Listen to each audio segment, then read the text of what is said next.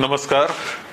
आज संगमनेर येथे शिंदेशाही हा सुंदर गाण्यांचा कार्यक्रम होतो आहे. महाराष्ट्रातला हा सर्वात लोकप्रिय असा कार्यक्रम आहे. आनंद शिंदे, मिलिंद शिंदे, आदर्श शिंदे, उत्कर्ष शिंदे हे हा कार्यक्रम सादर करत असतात आणि जेथे हा कार्यक्रम असतो तेथे हजारोंना लोक या कार्यक्रमासाठी येतात आणि आनंद घेतात. हा असा अनुभव आहे. महेंद्र गोडगे आणि सर्व मित्रमंडळीनं हा कार्यक्रमाचं आयोजन केलेलं आहे.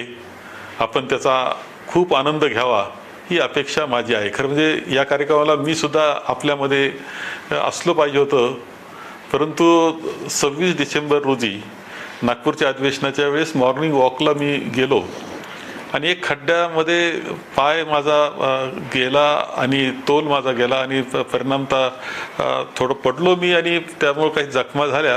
परंतु खांद्याचा जो सांधा असतो त्याच्यामध्ये फ्रॅक्चर झालं, 2-3 भाग त्याचे झाले. ब्रिज कँडी या हॉस्पिटलला ऑपरेशन त्याचं केलं.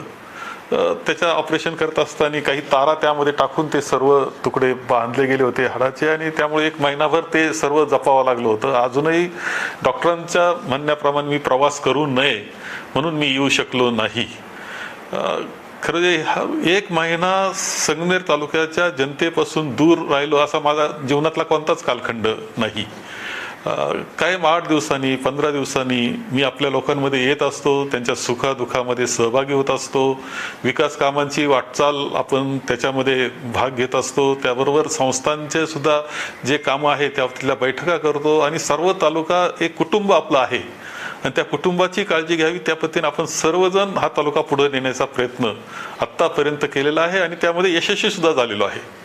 संगमनेर तालुक्याच्या आपण जर विकासाची वाटचाल पाहिली तर महाराष्ट्रातले जे सर्वात चांगले विकसित असणारे तालुके आणि जिथे सर्वात चांगलं राजकारण आहे, जिथे सर्वात सुसंस्कृत राजकारण आहे, जिथं शांतता सुव्यवस्था आहे, असं जिथं आहे त्यामध्ये संगमनेरचं नाव वरच्या क्रमांकाला घेतलं जातं हे कोणीही जाणकार नाकारणार नाही.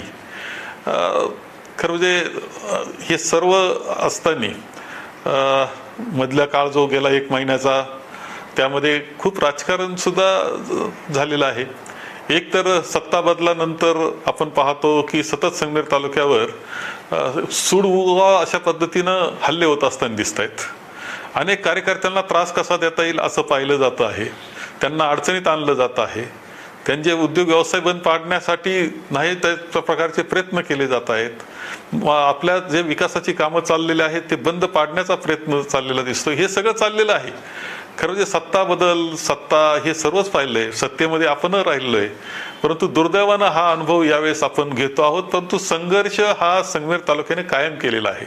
संघर्षातूनच आपण मोठे झालेलो आहोत. निळवंड्याकरता केलेला असेल संघर्ष किंवा नदीचं पाण्याचा वाटा मिळण्याकरता केलेले संघर्ष असतील, प्रत्येक गोष्टीमध्ये संघर्षातून आपण यश मिळवलेलं आहे आणि पुढे गेलेलो आहोत.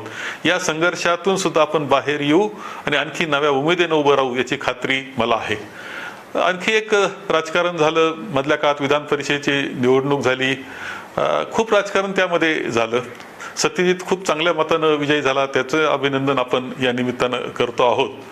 परंतु जे राजकारण झालं ते व्यथित करणारं आहे, मला व्यथित करणारं आहे ही वस्तुस्थिती आहे. आणि त्या बाबतीत मी माझ्या भावना या काँग्रेसच्या पक्षश्रेष्ठींना कळवल्या आहेत.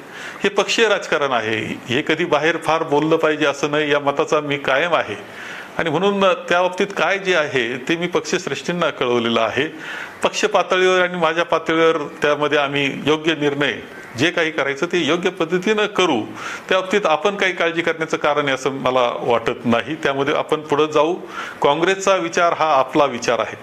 खरं मधल्या काळामध्ये काही बातम्या ज्यावेळेस हे सर्व विधान परिषदेचं राजकारण सुरू होतं त्यावेळेस काही बातम्या अशा आल्या की फार भारतीय जनता पक्षापर्यंत आपल्याला नेऊन पोहोचवलं.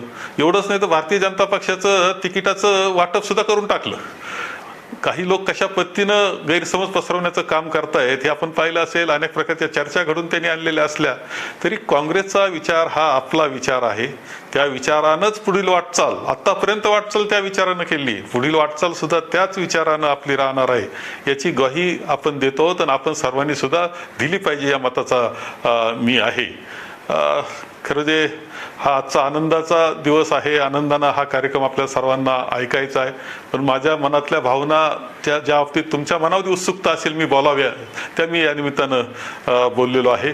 आपण ह्या कार्यक्रमाचा खूप आनंद घ्यावा आणि इथून पुढच्याही काळामध्ये आपल्या शुभेच्छा, आपले आशीर्वाद माझ्या पाठीशी असू द्यावे, एवढंच या निमित्तानं विनंती करतो आणि माझे 2 शब्द संपवतो.